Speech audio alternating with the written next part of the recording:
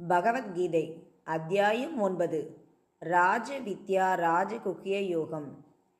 இது ஒரு பரம ரகசியமான ஞானம். இதை தெரிந்து கொண்டால் உலக தீமைகளிலிருந்து விடுபடலாம். இது ரகசியங்களுள் சிறந்தது. இது விஞ்ஞானத்துடன் கூடிய ஞானம், புனிதமானது, அனுபவிக்கத்தக்கது. இதில் நம்பிக்கை இல்லாதவர்கள் பிறப்பு இறப்பு சக்கரத்தில் இருந்து விடுபடுவதில்லை. நான் இந்த பிரபஞ்சம் முழுவதும் ஊடுருவியுள்ளேன். எல்லா ஜீவராசிகளையும் தோற்றுவிப்பதும் பாதுகாப்பதும் நானே.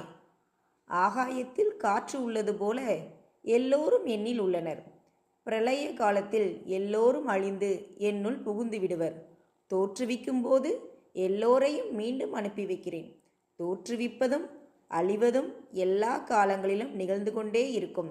இச்செயல்கள் என்னை கட்டுப்படுத்தாது. இயற்கை எல்லா உயிரினங்களையும் தோற்றுவிக்கிறது. என்னால் தான் உலக வாழ்க்கை இயங்குகிறது.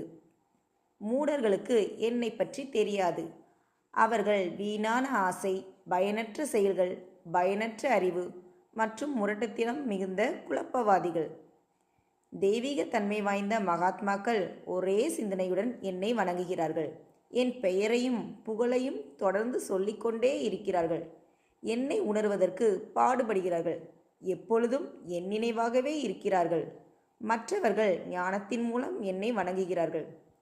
வேதச் சடங்கும் நானே, யங்கமும் நானே, பித்ரு யங்கமான சிரார்த்தமும் நானே, மருந்தும் வேத மந்திரமும் நானே, அக்னியும் நானே, ஹோமத்தில் சேர்க்கப்படும் அல்லது எனக்கு வழங்கப்படும் பொருட்களும் நானே.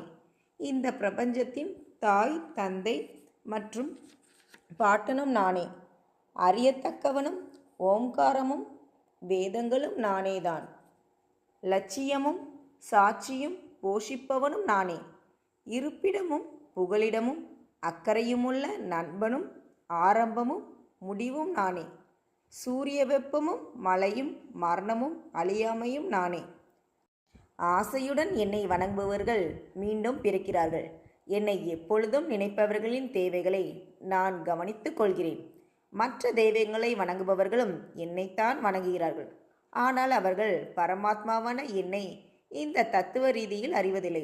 ஆகையால் அவர்கள் வீழ்ச்சியடைகிறார்கள்.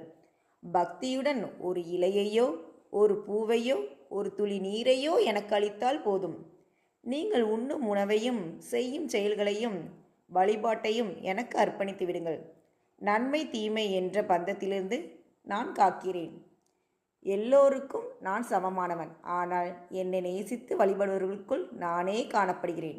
என்னை வழிபடும் மகாபாவியும் சாது